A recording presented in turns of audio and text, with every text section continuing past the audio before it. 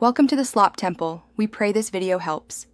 You begin by choosing a sunny site and assembling essentials because light and access control root success. Once done, unbox the Toffee Tether kit and sort clamps, stakes, and cord. Make sure soil mix and seedlings are ready. You will then lay out the tether lines in a 12 grid, marking plant positions. This first step establishes structure and irrigation routing. It reduces transplant shock, and it sets the timing for planting so your garden establishes quickly. You now install the Toffee Tether framework.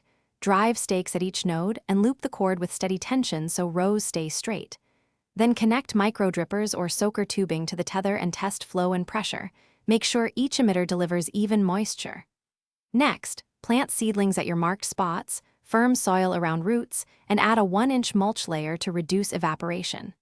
As you work, adjust emitter placement for root zones. This improves uptake and prevents overwatering neighbors. You finish by setting the watering schedule and testing the whole system.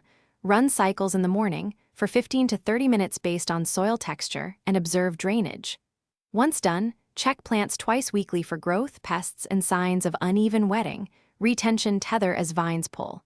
If an emitter clogs, flush the line with clean water and inspect filters. This common fix restores flow quickly. Finally, adjust timing and emitter output as plants mature so water matches demand.